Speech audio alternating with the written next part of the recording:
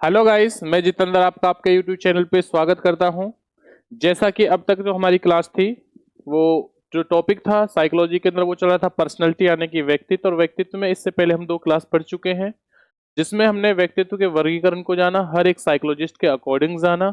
आज इसी टॉपिक को हम लोग आगे बढ़ाते हैं और देखिए व्यक्तित्व में आज जो भी हमारा बचा हुआ है और पेपर में कम से कम 2 से 3 नंबर या हर, चाहे वो पीआरटी हो, टीजीटी, पीजीटी, जिस भी सब्जेक्ट में अगर साइकोलॉजी आती है तो याद रखना कम से कम मिनिमम 2 नंबर आपके फिक्स, और पूरे टॉपिक से 3, 4 या 5 नंबर, मैं कहता हूँ 5 एक नंबर तक पूरे टॉपिक से आने आने हैं आप लोगों के। तो चलिए भाई, क्लास को आज को शुरू करते हैं। तो एक बार लाइक कर दो, कमेंट्स कर दीजिए और क्या है, चैनल को सब्सक्राइब और वीडियो को शेयर कर दीजिए। चलिए भाई, आज की क्लास जो है शुरू करते हैं। तो एक बार मैं पुराना आपको बता देता हूँ कि इससे पहले जो मैंने आपको पढ़ाया था वो क्या पढ़ाया था लास्ट जो उसमें।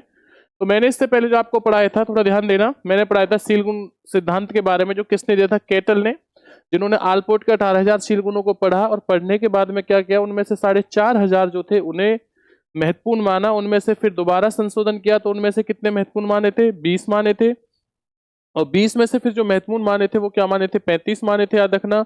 उसके बाद में इन 35 को भी कितने भागों में बांटा था, 2 भागों में, विशिष्ट शील गुण और कितने थे सामान्य। विशिष्ट को फिलहाल इन्होंने होल्ड कर दिया, रोक दिया था। उसके बाद में इन्होंने क्या किया कि 35 में से जो 23 थे, 23 में से फिर इन्होंने 16 जो शील गुण है उन्हें क्या माना था, महत्वपूर्ण माना था। तो चलिए भाई, आज की जो क्लास है इसी से आगे हम लोग पढ़ना शुरू करेंगे। तो ये पार्ट नंबर 3 है, याद रखना।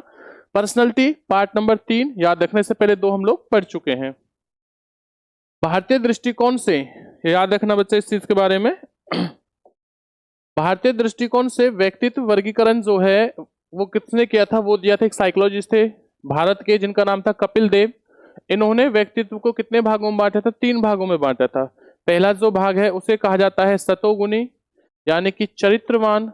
ऐसे व्यक्ति जो सतोगुणी होते हैं वो कैसे होते हैं, चरित्रवान होते हैं, उच्च आदर्श वाले होते हैं, नैतिक मूल्य वाले। यानी कि मेरा कहने का जो तात्पर्य है, जो सतोगुणी होते हैं, जब जैसे पहले समय में महात्मा होते थे, सन्यासी होते थे, उन जो प्रकार के जो लोग होते थे पहले समय के जो होते थे, उन्हीं को क्या कहा जाता है, सतोगुणी कहा जाता था। जैसे वाल्मीकि जी के बारे में आपने सुना होगा, व्यास जी के बारे में सुना होगा। तो जो पुराने जमाने के जो कौन है, संत या ऋषि महात्मा थे, तो वो उन्हीं को किस में काउंट किया जाता है, सतोगुणों में किया जाता है। रजोगुणी के अंदर कौन कौन से, दूसरा जो पार्ट होता है उसे कहते हैं रजोगुणी। रजोगुणी में किस प्रकार के लोग आते हैं, सामान्य व्यवहारिक होते हैं, जिनका गुण सामान्य व्यवहारिक होता है, साहसी होते हैं, वीर होते हैं। यानी कि जो उस समय क्षत्रिय होते थे वो कैसे होते थे, रजोगुणी। देखो, सतोगुणी वह लोग होते हैं जो सिर्फ ओनली फल खाते थे, या फल को भी ना खाकर सिर्फ ओनली क्या है भाई, भगवान की साधना में लीन रहते थे। या मैं कह सकता हूं जो सिर्फ ओनली फल खाता था, जो ओनली क्या है, शुद्ध शाकाहारी खाता था, वो ही क्या होता था, सतोगुणी।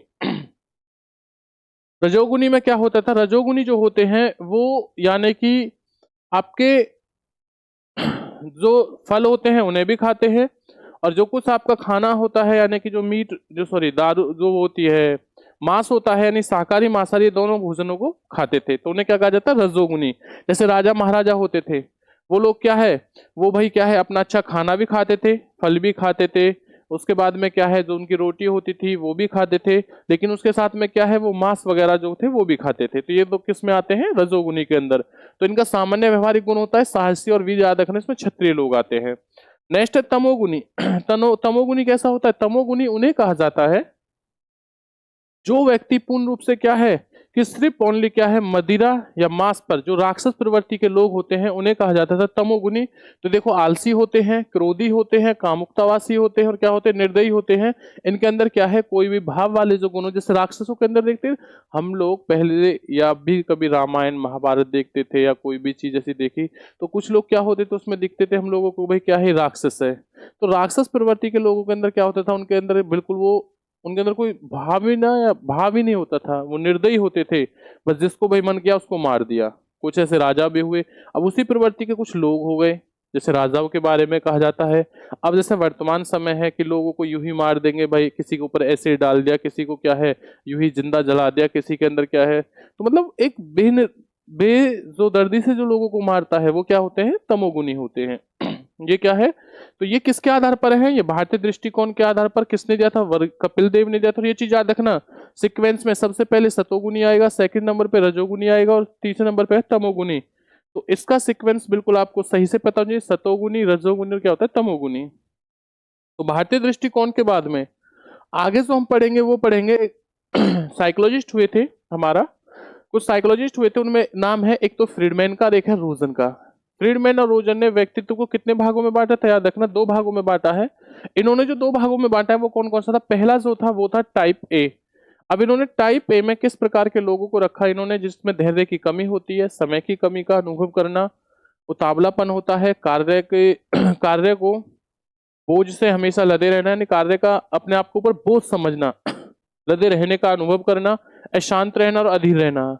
तो ये जो भी व्यक्ति के अंदर क्या है, इस प्रकार की जो भी गुण पाए जाते हैं या जो भी उसके अंदर ये सारी बातें होती हैं, उससे फ्रीडमैन और रोजन ने किस में रखा है, उन्होंने टाइप ए में रखा है। इन्होंने दूसरा जो पार्ट बताया था वो बताया था टाइप बी। अब टाइप बी में इन्होंने क्या रखा है, याद रखना, टाइप बी में बताया है ऐसे व्यक्ति शांत होते हैं, चिंता मुक्त होते हैं, संवेगात्मक होते हैं, स्थिर होते हैं, यानी कि उन व्यक्तियों के अंदर थोड़ा शांत रहेंगे, किसी भी काम को सोचने करने से पहले सोचते हैं उस चीज के बारे में, याद रखना।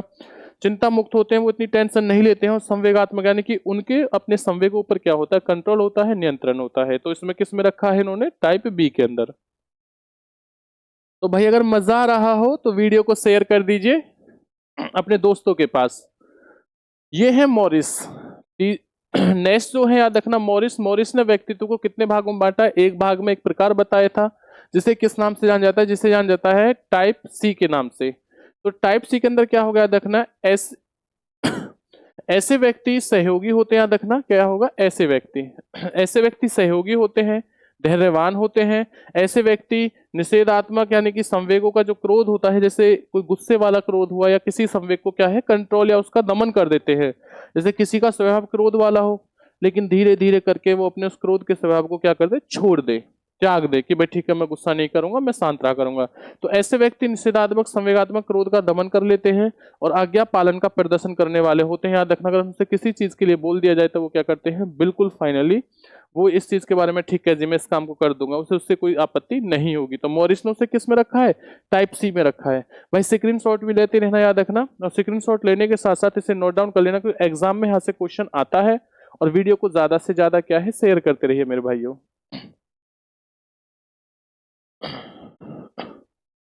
एक साइकोलॉजिस्ट हुए थे जिनका नाम था डिनोलेट। डिनोलेट ने क्या कहा था, इन्होंने कहा था कि जो व्यक्तित्व होता है वो एक प्रकार, यानी इन्होंने कितने प्रकार में बांटा था व्यक्तित्व को, एक प्रकार में। जो कौन सा था, इन्होंने बताया था टाइप डी। अब टाइप डी को क्या होगा इसे समझेंगे हम लोग।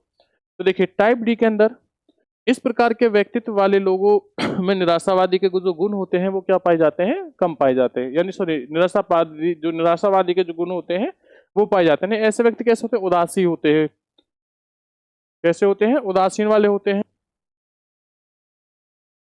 याद रखना। तो ये डिनोलेट ने किस क्या टाइप बताया है, ये बताया है टाइप डी के बारे में। इसी के बाद में आगे देखते हैं हम लोग, ग्रंथियों के आधार पर व्यक्तित्व को बांटने वाले साइकोलॉजिस्ट कौन थे, याद रखना कैनन। तो ध्यान देना एग्जाम में पूछा गया क्वेश्चन है कि ग्रंथियों के आधार पर व्यक्तित्व को किसने बांटा था, याद रखना कैनन ने। कितने भागों में, 4 भागों में। 4 भाग कौन कौन से, थायराइड ग्रंथि बताई थी इन्होंने, ग्रंथि को ग्लैंड्स कहते हैं, याद रखना। प्यूटरी ग्रंथि बताई थी, एडिनल ग्रंथि बताई थी, गोनाड्स ग्रंथि बताई थी। 4 ग्रंथियां बताई थी, याद रखना किसने, कैनल ने बताई थी, कैनन ने। और ये आपसे एग्जाम में पूछ जाता है और इसी तरीके से हमसे एग्जाम में पूछ जाता है, जैसे कि भारतीय दृष्टिकोण के अकॉर्डिंग भाई जो व्यक्तित्व है उसे कितने भागों में बांटा गया है, तो हम कहेंगे 3 भागों में। कौन कौन सा, सतोगुनी, रजोगुनी और तमोगुनी के अंदर। तो किसने बांटा था, कपिल देव ने। तो ऐसे ही हमसे एग्जाम में पूछा जाता है, याद रखना। जैसे टाइप डी का जो प्रकार है व्यक्तित्व का वो किसने दिया, डिनोलेट ने दिया है भाई। तो ये इस तरीके से आप लोगों को सारी चीजें क्या है याद रखनी है, इस चीज के बारे में थोड़ा ध्यान दीजिए बच्चा। आगे समझते हैं उसके बाद में।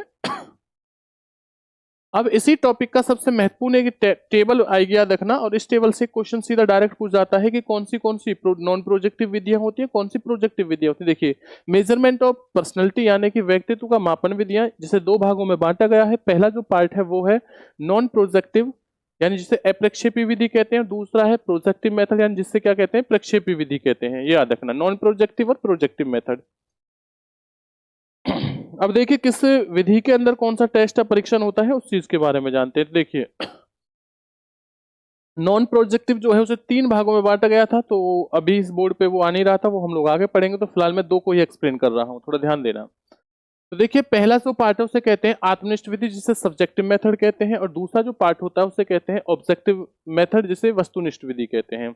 अब देखिए जो आत्मनिष्ठ विधियां हैं, सब्जेक्टिव जो मेथड है उसके अंदर कौन कौन से परीक्षण जो टेस्ट हैं वो आते हैं। आत्मकथा, ऑटोबायोग्राफी यानी प्रश्नावली क्वेश्चनरी होती है, व्यक्ति इतिहास केस हिस्ट्री होती है, याद रखना, परिसूचिका इन्वेंटरीज होती है, और साक्षरता इंटरव्यू होता है।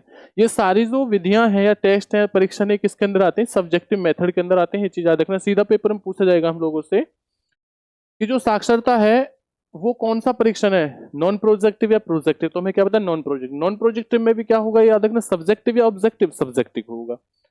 अब देखिए ये देखिए जो ऑब्जेक्टिव है वस्तुनिष्ठ परीक्षण है उसके अंदर कौन कौन सी जानते हैं, निरीक्षण विधि ऑब्जर्वेशन हो जाएगा, समाज में सोशलोग्राम हो जाएगा, निर्धारण मापनी रेटिंग स्केल हो जाएगा, निष्पादन यानी कि परफॉर्मेंस हो जाएगा, परिस्थिति परीक्षण यानी कि सिचुएशन टेस्ट हो जाएगा, देखना।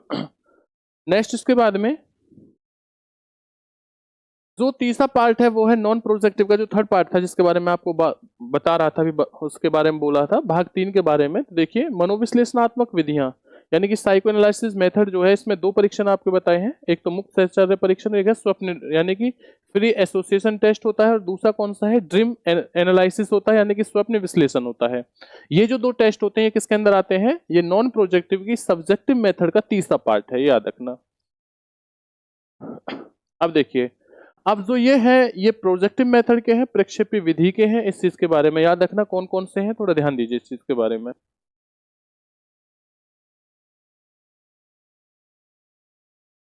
प्रोजेक्टिव मेथड में हम लोग जानेंगे कि कौन कौन सी टेस्ट परीक्षण है वो कौन कौन से हैं, तो इस चीज के बारे में जानते हैं। तो देखिए स्याही धब्बा परीक्षण, इंक बोल्ड टेस्ट याद रखना, और ये पेपर में बहुत ज्यादा पूछा जाता है, मोस्टली ये सभी के सभी पेपर में आते हैं। सबसे ज्यादा पेपर में पूछा जाता है टेट के बारे में, कैट के बारे में और इंक बोल्ड टेस्ट के बारे में। तीनों परीक्षण मोस्ट इंपोर्टेंट है, इस चीज के बारे में याद रखना। ये तीनों वाले जो है परीक्षण है ये आपके मोस्ट इंपोर्टेंट याद रखना क्वेश्चन है, यहाँ से आपका पेपर में आता है, क्योंकि कारों से संख्या आपकी पेपर में के अंदर अक्सर देखी गई है। चाय धब्बा परीक्षण है जिसे इंकबोल्ड टेस्ट कहते हैं, प्रासंगिक अंतबोध परीक्षण जिसे थेमेटिक एप्रेसेंस टेस्ट कहते हैं, टीएटी जिसे बोला था शॉर्ट फॉर्म में। बाल अंतर्नोद परीक्षण जिसे चिल्ड्रन एप्रेसेंस टेस्ट कहते हैं, जिसे सीएटी बोला जाता है, जिसे कैट बोलते हैं। कहानी या वाक्य पूर्ति सेंटेंस या स्टोरी कंप्लीशन टेस्ट जो होता है याद रखना वो वाक्य पूर्ति परीक्षण होता है। खेल व नाटक परीक्षण ये होता है प्ले और ड्रामा मेथड, याद रखना।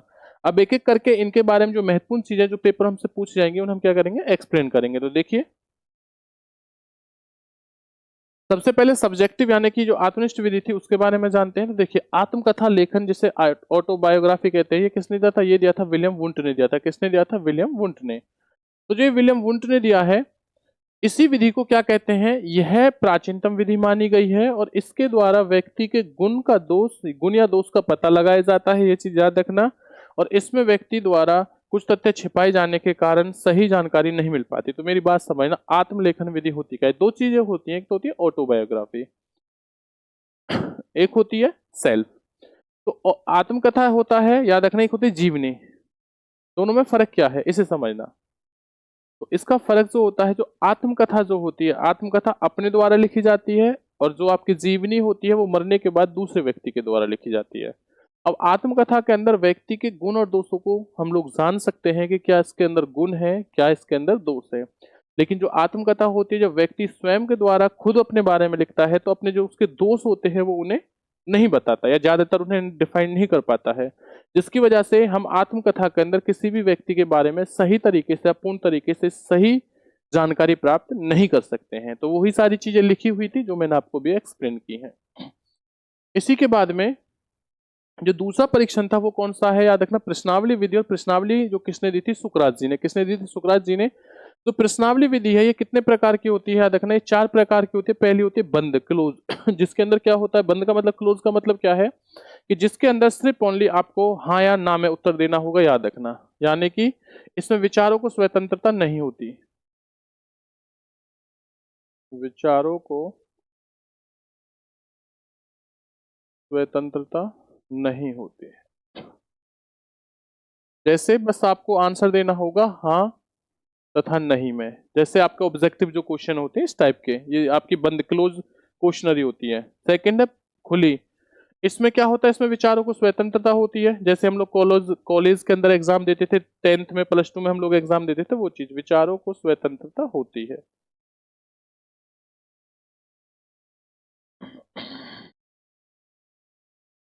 इसमें व्यक्ति कितनी भी चीज लिख सकता है, जैसे आपने एग्जाम के अंदर स्कूल टाइम में, कॉलेज टाइम में देखा होगा कि आप अपने इस क्वेश्चन का आंसर 200 से 300 शब्दों में दीजिए। अब व्यक्ति को क्वेश्चन आए या ना आए, क्या होते थे भैया, फिल्मों को ऐड कर दो, गानों को ऐड कर दो, कहीं से उठाइए, कहीं विचारों को कुछ भी लिख दीजिए। वो होता है, याद रखना, खुली, ओपन, याद रखना। तीसरा होता है सचित्र या मिश्रित। जो सचित्र या मिश्रित होती है, इसमें क्या होता है, इसमें किसी चित्र के बारे में दे देंगे और सिर्फ ओनली चित्र के माध्यम से ही हमें किसी उस क्वेश्चन का जो आंसर है वो उसके बारे में बताना होता है। अगली जो चीज है वो कौन सी है, मिश्रित, यानी क्या, याद रखना, मिश्रित में क्या होता है कि इन तीनों के मिले जुले गुण होते हैं, याद रखना। उसके अंदर ऑप्शन टाइप भी रहेंगे, उसमें आपके विचारों को स्वतंत्रता भी रहेगी, और क्या है, उसके अंदर कुछ पिक्चर भी रहेंगी, याद रखना। तो ये आपकी जो प्रश्नावली जो विधि है वो क्या होती है, समाप्त होती है। उसके बाद देखिए व्यक्ति इतिहास यानी केस हिस्ट्री क्या होती है। केस हिस्ट्री का मतलब है यह विधि असामान्य व समस्यात्मक बालकों के निदान की सर्वश्रेष्ठ विधि है, यानी कि जो बच्चे क्या होते हैं, समस्या, यानी कि जिन बच्चों की प्रॉब्लम होती है, जो बच्चे थोड़े बदमाश टाइप के होते हैं, असामान्य होते हैं, यानी कि जिन बच्चों को कुछ परेशानी होती है, प्रॉब्लम होती है, हैंडीकैप होते हैं, दिमाग से कुछ ऐसे बच्चे हैं, तो वो बच्चे पढ़ नहीं रहे हैं, तो उन बच्चों के बारे में हम लोग कहाँ से जानेंगे, उन्हें मारने पीटने का कोई सॉल्यूशन नहीं होता। ये क्या, व्यक्ति इतिहास विधि के अंदर हम लोग पहले उन बच्चों के बारे में जानेंगे कि उनकी रीजन क्या है, कि ये बच्चे ऐसा कर क्यों रहे हैं, याद रखना। तो इसमें क्या है, इस विधि में परीक्षण द्वारा परीक्षण द्वारा व्यक्ति के परिवार के सदस्यों व अन्य परिचित व्यक्तियों से सहायता ली जाती है। आप लोग पहले वहां जाओगे, उनके घर पे जाओगे, उनके परिवार वालों से मिलोगे, थोड़े पड़ोस वालों से पूछोगे, हाँ भाई इसको परेशानी क्या है, क्या नहीं है, ये ऐसे पहले भी था या अभी ऐसा हो रहा है, तो वो लोग जो वो क्या है, वो आपको कहीं ना कहीं उस चीज के बारे में बताएंगे कि भाई पहले ये सही था, अब ऐसा हो गया है, कुछ परेशानी है, कुछ प्रॉब्लम है, तो आप लोग उस प्रॉब्लम का अगर समाधान करने की, धीरे धीरे उसे सही ट्रैक पे लाने की कोशिश करोगे, तो बच्चा बिल्कुल सही हो जाएगा। यही होता है, याद रखना, व्यक्ति इतिहास केस। और इसके अंदर इससे पेपर में क्वेश्चन आने की संभावना, या किसी ना किसी एग्जाम में क्वेश्चन आता है। देखिए इन्वेंट्री यानी कि परिसूचियां या व्यक्तित्व आविष्कारिका, पर्सनैलिटी इन्वेंट्रीज। देखिए ये इसमें क्या है, इस विधि में व्यक्तित्व के खास शील गुणों से प्रश्न बने होते हैं और जिनका उत्तर किसमें हाँ तथा नहीं में देना होता था। व्यक्ति एक एक क्या है क्वेश्चन को पढ़ता था और उसका उत्तर हाँ तथा नहीं में देता था। इसको उपनाम क्या है, इसको हम परिसूचिका या व्यक्तित्व आविष्कार को किस किस नाम से जानते हैं। व्यक्तित्व आविष्कारिका के जो जनक माने जाते हैं, देखना वो कौन है, वुडवर्थ है। इन्होंने कब बनाया था 1918 में, जिसका नाम क्या रख दिया था, वुडवर्थ पर्सनल डाटा इन्वेंट्रीज। और इसके अंदर टोटल जो प्रश्नों की संख्या होती थी वो कितनी होती थी, 116। 116 प्रश्न से वुडवर्थ ने ये कहा था कि मैं किस प्रकार का परीक्षण कर, व्यक्तियों के ऊपर मैंने जो परीक्षण किया है वो 116 प्रश्न बनाए हैं। अगर कोई व्यक्ति इस 116 प्रश्न में से क्वेश्चन करेगा तो वो किसी भी व्यक्ति के बारे में मेरे भाई जान सकता है। इसी को आत्म रिपोर्ट आविष्कारिका कहते हैं, इसको पेपर पेंसिल परीक्षण कहा जाता है, इसी को मनोनीत परीक्षण भी कहा जाता है। अगर भाई मजा आ रहा हो तो वीडियो को लाइक करते रहिए, शेयर करते रहिए, कमेंट भी करते रहिए। जितना हो सके अपने दोस्तों के पास, अपने रिश्तेदार में, अपने फ्रेंड सर्कल में जिन बच्चों का एग्जाम है, चाहे वो एसटेट हो, सीटेट हो, यूपी टेट हो, सुपर टेट हो, किसी भी स्टेट का टीचिंग एग्जाम हो मेरे भाइयों, जिसमें साइकोलॉजी आती है, तो याद रखना उन्हें शेयर कीजिए ताकि वो लोग भी इस वीडियो का फायदा उठा सकें और अपने 2 से 3 नंबर या पूरे टॉपिक से 4 से 5 नंबर गेन कर सके। इसी में जो पहला, इसके अंदर जो पहला परीक्षण हुआ था वो कौन सा था, MMPI-2। MMPI-2 याद रखना, जो 1940 में किसने दिया था, याद रखना, हाथावे और मैकिनले ने दिया था। और इसको क्या कहा जाता है, इसको मिन्नीसोटा मल्टीफेजिक पर्सनालिटी टेस्ट कहा जाता है, याद रखना, इन्वेंट्रीज कहा जाता है। इसमें जो टोटल कुल जो इन्होंने प्रश्नों की संख्या बताई है, किसने, हाथावे और मैकिनाले ने, वो कितने, 550 बताई थी, 550 बताई है प्रश्नों की संख्या, जिनके लिए 3 उत्तर दिए होते हैं हम लोगों को, ट्रू, फॉल्स या कैन नॉट से। यानी कि इन क्वेश्चनों के माध्यम से हम लोग क्या है कि उन क्वेश्चनों का, उन 550 प्रश्नों का उत्तर देते थे। जितने हमसे क्वेश्चन पूछ जाते थे, या तो मैं वहां सही लिख सकता हूं, या मैं क्या लिख सकता हूं, गलत बता सकता हूं, या इनमें से कोई नहीं। इस तरीके से हम लोग कर सकते थे। आगे से टेस्ट के बाद में देखिए जो अगला टेस्ट होता है, उस टेस्ट के बारे में, इसी परीक्षण को MMPI-2 को 2 भागों में बांटा गया था, एक तो MMPI-1 और एक MMPI-A। जो 1 वाला है ये किसके ऊपर किया जाता था, किशोर वयस्कों के लिए किया गया था। और याद रखना जो दूसरा है वो है किशोरों के लिए। तो एग्जाम में क्वेश्चन आता है कि MMPI-A जो है वो किस प्रकार के व्यक्तियों पे किया गया, वयस्कों के ऊपर या किशोरों के ऊपर, तो याद रखना किशोरों के ऊपर। और किशोर जो एज मानी गई है वो कितनी मानी गई है, इन्हीं को टीन एज कहा गया है, याद रखना, इन्हें क्या कहा गया है, टीन एज। और टीन एज के अंदर यहाँ से जो आपकी जो चीजें आती हैं वो 13 वर्ष से लेकर 19 वर्ष को टीनेज कहते हैं, ये चीज याद रखना। 19 वर्ष से जैसे ही बच्चा ऊपर हो जाएगा और एक यंग स्टेज के अंदर जाता है तो उसे कहा जाता है वेस्को के लिए, यानी कि जो 19 से प्लस एज वाले जो बच्चे होते हैं उन्हें क्या वेस्क कहा जाता है, तो वेस्को के लिए याद रखना। इसी के बाद एक थ्योरी में पहले भी इससे पहले पढ़ा चुका था, याद रखना, सीलगुन के बारे में, जहां पर हमने केटल के जो 16 पीएफक्यू की जो थ्योरी थी इस चीज के बारे में जाना था। तो एग्जाम में क्वेश्चन आता है जो केटल का 16 पीएफक्यू जो थ्योरीज है वह थ्योरीज कितने वर्ष के बच्चों के ऊपर की जाती है, तो याद रखना ये 17 वर्ष से अधिक आयु वाले बच्चों के ऊपर इस परीक्षण का निर्माण या इस परीक्षण का प्रयोग किया गया है। अगर भाई मजा आ रहा हो तो वीडियो को शेयर करते रहिए। एग्जाम नजदीक है तो जल्दी से भाई एस्टेट वालों का जो एग्जाम है वो नजदीक है, तो अभी जो पूरा फोकस चल रहा है वो एस्टेट वाले बच्चे हैं, प्लस में कहीं ना कहीं यहाँ से सीटेट में भी क्वेश्चन आते हैं। लेकिन जैसे ही एस्टेट अभी 2 दिसंबर या 3 दिसंबर 2024 में 23 के अंदर कंप्लीट हो जाएगा, तो पूरी की पूरी जितनी भी वीडियो बनेंगी वो आपकी पेडागोजी की, सीडीपी की होंगी, याद रखना। इसलिए वीडियो को ज़्यादा से ज़्यादा शेयर करते रहिए और चैनल के साथ जुड़े रहें अपने किसी भी एग्जाम को क्रैक करने के लिए जो टीचिंग लाइन का हो। साक्षात्कार यानी कि जिसे इंटरव्यू कहते हैं, इसकी शुरुआत हुई थी अमेरिका के अंदर, याद रखना। इंटरव्यू है क्या? इंटरव्यू के लिए दो व्यक्ति एक दूसरे के आमने सामने बैठे होते हैं, एक व्यक्ति क्वेश्चन करता है और एक व्यक्ति उनका आंसर देता है। जैसे नॉर्मली हम सभी ने देखा है कि भाई इंटरव्यू देने जाते हैं तो सामने 2 हो सकते हैं, 3 हो सकते हैं, 4 हो सकते हैं, एक अकेला भी हो सकता है, और वो हमसे क्वेश्चन करेंगे, हमें उनका उत्तर देना होता है, वो क्या कहलाता है? इंटरव्यू। तो इंटरव्यू की शुरुआत हुई थी, वो याद रखना, कहाँ से हुई थी? अमेरिका से हुई थी। इंटरव्यूज के जो प्रकार माने गए हैं वो बताए गए हैं, वो कितने हैं? 3 हैं, निर्देशित साक्षात्कार, अनिर्देशित और समाहार। निर्देशित का मतलब होता है कि जहां पर क्वेश्चन पहले ही फिक्स कर ले जाते हैं कि मैं बच्चों से बस इन्हीं को पूछूंगा। जैसे पूछ करना, हम लोग जो स्कूल में जब आप लोग भविष्य में टीचर बनोगे तो हम लोग को कुछ बच्चों को या बच्चों से पहले ही बोल देते भाई ठीक है इसी टॉपिक से सिर्फ ओनली इन 10 क्वेश्चनों को पढ़ाना, मैं इस 10 से ही आपसे क्वेश्चन करूंगा। तो ये कैसा होता है? निर्देशित, क्योंकि पहले मैं बता चुका हूं कि बस इन्हीं से क्वेश्चन करूंगा। अनिर्देशित क्या है? मैं पूरा भाई जैसे सपोज करना एक टॉपिक के अंदर 20 क्वेश्चन है, मैंने कह दिया भाई ठीक है पूरे पार्ट को या लर्न करके आना, या पूरी किताब में से ठीक है भाई 2 पार्ट को। अब किस किस क्वेश्चन को सुनूंगा ये कंफर्मेशन नहीं है, तो ये क्या होता है? याद रखना, अनिर्देशित। यानी कि जहां पर भी प्रश्नों के बारे में ये ना बताया जाए कि मैं किसके बारे में सुनना चाहता हूँ, किस टॉपिक से सुनना चाहता हूँ, अनिर्देशित। समाहार क्या होता है? जहां दोनों को मिला जुला कर, जहां पर क्या है याद रखना, जहां पर निर्देशित और अनिर्देशित, जिस जगह निर्देशित प्लस में अनिर्देशित, जिस जगह इन दोनों चीजों को ही क्या करते थे, जहां पर दोनों का समाहार, दोनों को जोड़ दे जाए, कुछ क्वेश्चन बता दिए जाए भाई ठीक है भाई आपसे मैं इस टॉपिक के अंदर से आपका एग्जाम है वहां से बनेगा, और कुछ चीज क्या है, कुछ चीज आपको थोड़ी भाई इनको कर लेना ज्यादा मेन है, जैसे टॉपिक भी बता दे और क्वेश्चन भी बता दे, तो ये चीजें होती है, याद रखना। जैसे हमारे गेस्ट पेपर होते हैं, गाइड्स होती हैं, याद रखना, मॉडल टेस्ट पेपर होते हैं, ये सारी चीजें हमारी इसी तरीके से होती है। अब नेक्स्ट जो इसमें परीक्षण होता है वो होता है बेल समायोजन आविष्कारिका। ये किसने दी थी? 1934 ईस्वी में बेल ने दी थी। किसने दी थी? बेल ने दी थी। इसे कितने भागों में बांटा गया था? याद रखना, बेल समायोजन को इसे 2 भागों में बांटा गया था। पहला जो परीक्षण क्या था, वो पहला पार्ट था, याद रखना, स्टूडेंटों के ऊपर, स्टूडेंट फॉर्म, जिनके लिए कितने क्वेश्चन बनाए गए थे, जिनके लिए जो क्वेश्चन या प्रश्न बनाए गए थे वो 140 थे। सेकेंड था व्यवसायिक फार्म,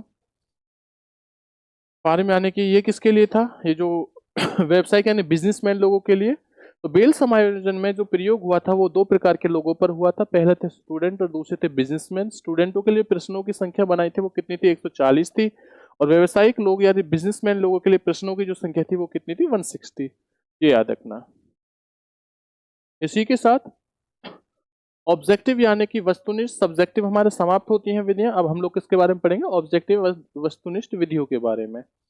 तो इन विधियों के अंदर हम जो पहला परीक्षण है वो है, याद रखना, निरीक्षण विधि यानी कि ऑब्जर्वेशन। इसमें क्या है? इस विधि में सामने वाले व्यक्ति के व्यवहार को विभिन्न विभिन्न विभिन्न परिस्थितियों में अध्ययन करके निष्कर्ष निकाला जाता है कि व्यक्ति का व्यक्तित्व कैसा है और कैसा नहीं। देखो, ऑब्जर्वेशन करना, हम लोग किसी बच्चे का, किसी का भी ऑब्जर्वेशन कर रहे हैं। पहले कोई व्यक्ति हमें पहले दिन मिला, पहले दिन मिल रहा है, तो हम उसके बारे में कुछ भी नहीं जान पाते कौन कैसा है कैसा नहीं है, लेकिन धीरे धीरे हम उसके साथ उसे ऑब्जर्वेशन कर रहे हैं, उस पर ध्यान दे रहे हैं, तो उसके बारे में हर एक चीज को हमने जाना, ऑब्जर्वेशन कर लिया भाई, निरीक्षण कर लिया, ठीक है जी, हमने उसके बारे में जान लिया। अब अगर वो अच्छा है तो भाई ये व्यक्ति अच्छा है, अगर ये बुरा है तो नहीं भाई, से दूर रहना बुरा है। तो यही चीज क्या होती है, याद रखना, इसी को कहा जाता है निरीक्षण यानी कि ऑब्जर्वेशन विधि। ये इस चीज को याद रखना। नेक्स्ट जो इसमें परीक्षण हुआ था वो कौन सा होता? समाज मिति। और जो समाज मिति याद रखना है किसने दिया था? जे एल मोर्नो ने दिया था। किसने दिया था? जे एल मोर्नो ने। यह विधि व्यक्तित्व की सर्वाधिक वस्तुनिष्ठ विधियां है। याद रखना, वस्तुनिष्ठ की सर्वश्रेष्ठ जो विधि है वो कौन सी है? समाजमिति विधि। इस विधि का प्रयोग बालकों के सामाजिक गुणों के मापन हेतु किया जाता है। समाजमिति यानी बच्चों के जो अंदर समाज से जुड़ी हुई जितनी भी चीजें हैं या समाज से रिलेटेड, किस बच्चा समाज के बारे में क्या सोच रहा है, ऐसा तो नहीं है कि समाज को नुकसान पहुंचा रहा है, इस सारी चीजों के बारे में जानना और उन्हें ज्ञान देना किस विधि के अंदर आता है? समाजमिति विधि के अंदर। इस विधि का प्रयोग बालकों के सामाजिक गुणों के मापन हेतु किया जाता है। समूह में परस्पर संबंधों को स्पष्ट करने हेतु इस विधि का प्रयोग किया जाता है। देखो चीजें फाइनल वही है, जो चीज आपको बता रहा हूँ चीजें वही लिखी हुई हैं बस। इसी के बाद में जो नेक्स्ट है वो है मनोविश्लेषणात्मक विधियां, यानी साइको एनालिटिकल मेथड। ये किसने दिया था? फ्राइड ने दिया था। याद रखना, ये मैं आपको पहले पढ़ा चुका हूँ, जिसके अंदर आपके इड, ईगो, सुपर ईगो चीजें आई थी। याद रखना, कॉन्शियस, अनकॉन्शियस, सबकॉन्शियस, ये चीजें आपको मैंने पढ़ाई थी। वही चीजें किसके अंदर आती है? याद रखना, ये आती है आपकी साइको एनालिसिस थ्योरी के अंदर। इसमें जो पहला परीक्षण था, पहला टेस्ट था, वो कौन सा? मुक्त साहचर्य परीक्षण, जिसे फ्री एसोसिएशन टेस्ट कहा जाता है। जिसके प्रति जो वर्तक थे या जिन्होंने प्रारंभ की थी वो कौन थे? सिगमंड फ्राइड थे। लेकिन इसका जो विकास है, इसका जो बाद में से जो लंबे समय तक लेके आए, जिसका इतना ज्यादा फेमस हो, वो कौन थे? यूंग या जुंग। तो पेपर में आएगा कि बताए मुक्त साहचर्य परीक्षण में या तो आपको फ्राइड या क्या दिखाई देगा? जुंग या यूंग दिखाई देगा। अगर प्रवर्तक की बात है तो फ्राइड आंसर देना। वैसे हालांकि एक ही ऑप्शन मिलता है, बच्चे फ्राइड पढ़ के, सॉरी, यूंग को पढ़ के रखते हैं, लेकिन याद रखना अगर ऑप्शन में यूंग ना मिले तो हम लोग फ्राइड भी इसका आंसर राइट दे सकते हैं।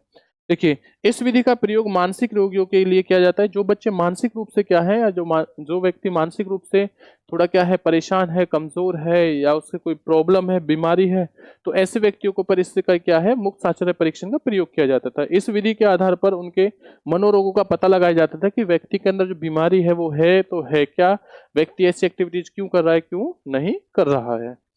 नेक्स्ट इसके बाद में देखिए स्वप्न विश्लेषण, यानी कि जो स्वप्न विश्लेषण, इस विधि में व्यक्तित्व को अपने सपनों का वर्णन करने के लिए कहा जाता है। जैसे भाई उसने कोई भी सपना देखा है, तो ऐसा सपना, जैसे हम लोग रात को सोते हैं, कोई सपना आया कि यार हमने तो रात को सांप देखा था, तो घर वाले क्या बोलते हैं? भैया सुबह जाके भगवान शिव को क्या है, वहां पे जाके उनके उस पे दूध चढ़ा देना। तो अब क्या हुआ, कहीं ना कहीं कि भैया ठीक है भगवान शिव की थोड़ी पूजा करना, क्योंकि भगवान शिव की तुम पूजा नहीं करते। इसका मतलब क्या हो गया? जो सपने में देखा गया है ना, थोड़ा उसी के बारे में हम लोग अब विचार करते हैं, भाई इससे ऐसा। अब जैसा रात को हम सोचते हैं, थोड़ा बहुत हमारे माइंड में चीजें, वो दिन की चीजें आ जाती हैं, तो वही चीजें क्या है, रात को हमें सपने में दिखाई देती हैं। तो देखो, इस विधि में व्यक्ति को अपने सपनों का वर्णन करने के लिए कहा जाता है। स्वप्न विश्लेषण के आधार पर अतृप्त इच्छाओं अथवा इच्छा पूर्ति में बालक को तत्वों का पता लगाकर निराकार किया जाता है।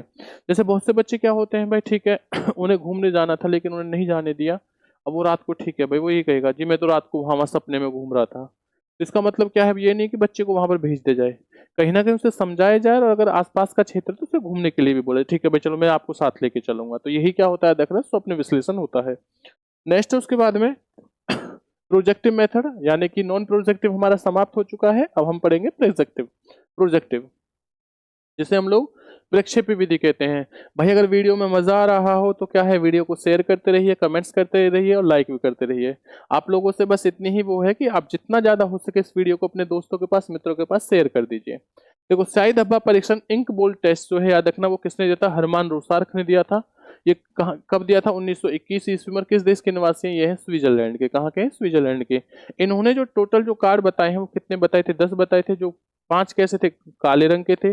दो कैसे थे? काले, सॉरी दो कैसे थे? काले, सफेद और लाल रंग के थे, और 3 कैसे थे? कई रंगों के थे। तो यही याद रखना, पेपर में पूछा जाता है हम लोगों से कि शाही धब्बा परीक्षण के अंदर जो है टोटल कार्डों की संख्या कितनी थी? तो 10 थी, और कौन कौन से कलर के थे? तो ये चीज याद रखना। इन कार्डों के ऊपर क्या होता था शाही धब्बा के? इन कार्डों के ऊपर कुछ शाही के धब्बे के क्या निशान बने होते थे, चित्र बने होते थे। एक एक बच्चे को वो कार्ड दिखाया जाता था, उनसे पूछा जाता था कि इस पर किस जानवर के आपको चित्र दिखाई दे रहे हैं, किसके नहीं दिखाई दे रहे हैं, क्या दिखाई दे रहा है, क्या नहीं दिखाई दे रहा है। तो जो बच्चे अपनी समझ, अपने जो भी उनकी नॉलेज थी, समझ थी, उसके आधार पर उन चित्रों को देखकर अपना आंसर देते थे, जिसके कारण जो हरमान रोसार्क थे वो क्या है, बच्चों के व्यक्तित्व के बारे में पता करते थे। नेक्स्ट है शाही धब्बा परीक्षण जो है। एक तो देखो थोड़ा ध्यान देना, ये जो परीक्षण हुआ है ये 1921 में हुआ था, लेकिन एक और परीक्षण हुआ था, ये कब हुआ था? 1961 में। जो किसने किया था? हॉल्जमैन ने किया था। तो पेपर में कभी कभी हरमान रोसार्क ना आकर क्या आ सकता है, याद रखना, होल्जमैन भी है तो बिल्कुल सही है, लेकिन कब किया था? 1961 में। तो शाही धब्बा परीक्षण जो है इसमें भी कार्ड कितने थे? होल्जमैन ने जो कार्डों की संख्या बताई वो 90 बताई थी, जिसमें से दो भागों में जिसे बांटा गया था, 45-45 करके दो सीक्वेंस में रखा गया था। तो बस आप इसमें ये याद रखना, होल्जमैन के अनुसार जो शाही धब्बा परीक्षण है उस परीक्षण के अंदर कितने कार्डों की संख्या थी? 90 थी। और कितने भागों में बांटा? दो भागों में कितने कितने कार्डों की संख्या रखी? 45-45। इससे ज्यादा आपसे एग्जाम में से नहीं पूछा जाएगा। नेक्स्ट देखिए उसके बाद में टेट, TAT, यानी कि इसमें क्या है? थेमेटिक एप्रिसिएशन टेस्ट जो है याद रखना।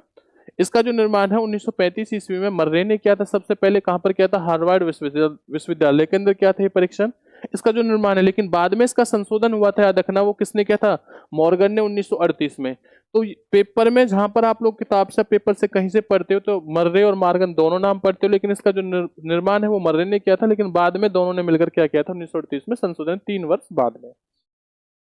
इसमें जो वर्तमान में जो कार्डों की संख्या मानी गई है वो कितनी है? 30 है, याद रखना। और यह जो परीक्षण है जो TAT है वो कितने वर्ष के बच्चों पर किया गया है? 14 से अधिक वर्ष के बच्चों पर इसका प्रयोग किया गया है। अब पहले क्या होता था? पहले कार्डों की संख्या कितनी थी? इसमें 31 थी। वर्तमान में कितनी है? 30। थोड़ा ध्यान देना, ऑप्शन में 30 या 31। अगर पेपर में क्वेश्चन आ रहा है कि थेमेटिक में कार्डों की संख्या कितनी है, ऑप्शन में 30 है, तो 30 दो, अगर पेपर में आ जाए कि पहले कार्डों की संख्या कितनी थी तो 31 याद रखना। तो ये जो 31 कार्ड होते थे, इनमें से 30 कार्डों के ऊपर चित्र बने होते थे, और एक कार्ड कैसा होता था? सिंपल होता था, सादा होता था, जो ब्लैंक होता था बिल्कुल। तो 29-30 कार्डों को देखकर जो बच्चा होता है वो कहानी लिखता था। कहानी लिखने के पहले उन कार्डों को पढ़ता था, उन पे क्या लिखा हुआ है, फिर उन्हीं से जुड़ी हुई चीजें, ये जो ब्लैंक कार्ड होता था उस पर लिखता था, जिससे लिखने का समय कितना मिलता था? देखना, 5 मिनट का जिसे समय मिलता था। इसी के बाद में ये जो 30 कार्ड थे, ये 10 कार्ड किसके थे? मेल के लिए थे, 10 कार्ड किसके लिए? फीमेल के लिए, और 10 कार्ड किसके थे? दोनों के लिए, मेल और फीमेल के लिए। तो यहां से पेपर में क्वेश्चन आता है, मोस्ट इंपोर्टेंट है, इस चीज को ध्यान रखना आप लोग। नेक्स्ट इसके बाद में उम्र के अनुसार बच्चे या व्यक्तियों पर 30 कार्डों में से जो प्रयोग किए गए थे, याद रखना, वो कितने थे? अलग थे। उनमें से बच्चों के ऊपर या किसी व्यक्ति के ऊपर 20 कार्डों का प्रयोग कर सकते थे, जिसमें 19 कार्ड चित्र वाले होते थे, और याद रखना एक कैसा कार्ड होता? 17। यानी कि ये जो बच्चे और ये है ना 20 कार्ड, हम एक व्यक्ति पर कितने या एक बच्चे पर कितने कार्डों का प्रयोग कर सकते थे? टोटल 20 कार्डों का प्रयोग कर सकते थे, जिसमें से 19 कार्ड जो है वो चित्र वाले थे, और 20 में एक कार्ड जो है वो सादा होता था। जैसे पहले हम लोग क्या करते थे, इन 19 कार्डों को पढ़ने के लिए 2 घंटे का समय मिलता था हमें, कि भैया आपको 2 घंटे का समय है, आप इन 19 कार्डों को पढ़ लीजिए, एनालिसिस कर लीजिए, और फिर उसके बाद में 5 मिनट का समय मिलता था कि आप लोग क्या है स्टोरी लिख दीजिए कि जो भी आपने इन कार्डों से सीखी या पढ़ी है।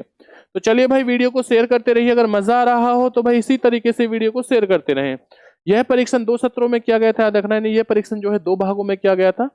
पहला जो भाग है उसमें 10 एक व्यक्ति पे 10 कार्डों का प्रयोग करते थे, और दूसरे सत्र में फिर 10 कार्डों का प्रयोग करते थे। लेकिन दोनों के दोनों सत्रों के अंदर याद रखना, जो समय या गैपिंग होनी चाहिए थी वो 24 घंटे की होनी चाहिए थी। देखिए यही चीज है।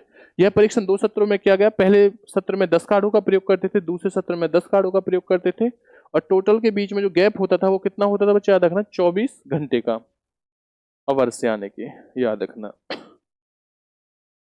इसी के बाद देखिए कैट, यानी चिल्ड्रन एप्रेसेंस टेस्ट जो है, ये 1948 में किसने?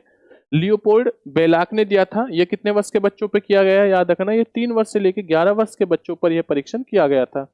और ये इस कार्ड के अंदर कुल जो टोटल जो कार्ड थे वो कितने थे? 10 कार्ड थे, जिन पर किसके चित्र बने होते थे? जिस पर जानवरों के चित्र बने होते थे, याद रखना। तो जो आपका CAT है वो किसने दिया था? बेलाक ने दिया था, 1948 में दिया था। टोटल कार्डों की संख्या कितनी थी? इसमें टोटल कार्डों की संख्या होती है 10, जिस पर किसके? जानवरों के चित्र बने होते हैं। और ये कितने वर्ष के बच्चों पर किया गया? 3 से 11 वर्ष के बच्चों पर। इसी के साथ देखिए वाक्य पूर्ति परीक्षण CAT सॉरी SCT, ये किसने दिया था? रोहेडे और हाइड्रे ने दिया था। तो देखो, इस परीक्षण में अधूरे वाक्य होते हैं जिन्हें व्यक्ति अपने अनुभव से पूरा करता है, पहली चीज। दूसरी चीज क्या है? भारत में विश्वनाथ मुखर्जी, नोट करके थोड़ा ध्यान रखना, आपसे पूछा जाइए तो अब तक जितने भी थे ये सब अदर कंट्री, दूसरे कंट्रियों से थे, याद रखना। अब भारत के अंदर ऐसे कौन से व्यक्ति जिन्होंने SCT का निर्माण किया था? तो वो थे भारत के अंदर विश्वनाथ मुखर्जी थे, जिन्होंने SCT टेस्ट परीक्षण का निर्माण किया था, याद रखना। और हमसे पूछा जाता है कि प्रक्षेपी जो विधि है इसकी आलोचना किसने की थी? तो याद रखना, इसकी आलोचना की थी किसने? आइजेंक ने। तो इसी के साथ में हमसे एक और परीक्षण है जिसका नाम है खेल एवं नाटक विधि। ये किसने इसका निर्माण किया था? हेनरी कोल्डवेल कुक ने किया था, याद रखना। और इसी के अंदर हम लोग जानेंगे कि खेल व नाटक के पात्रों की भूमिका करते समय बालकों के व्यक्तित्व संबंध गुण प्रकट होते हैं। यानी कि जैसे बच्चा को हमने एक रोल प्ले दे दिया, ठीक है भैया आप नाटक या खेल के माध्यम से आप लोग क्या है देखते रहिए, खेलते रहिए। तो उस जगह जाने के बाद में हम लोग क्या करते थे, उन बच्चों का ऑब्जर्वेशन करते थे, ठीक है भाई इसने राम का रोल अच्छा किया, इसने क्या है भाई हनुमान का रोल अच्छा किया, इसने क्या है भाई रावण का रोल अच्छा किया। तो उनसे जुड़े हुए उनके व्यक्तित्व को हम लोग जानते थे, पहचानते थे, ये चीज़ याद रखना। तो इसी के साथ जो आज हमारी क्लास है वो ओवर होती है, समाप्त होती है। तो भाई वीडियो को ज़्यादा से ज़्यादा शेयर कर दें, लाइक कर दें, कमेंट्स करते, मिलते हैं अगली क्लास में। और ये आज ये टॉपिक जो है पर्सनैलिटी वो क्या होता है, समाप्त होता है। अगली क्लास में हम नए टॉपिक के साथ मिलेंगे। तो चलिए सभी लोग अपना ध्यान रखें और भाई वीडियो को शेयर कर दें। जय हिंद, जय भारत, वंदे मातरम।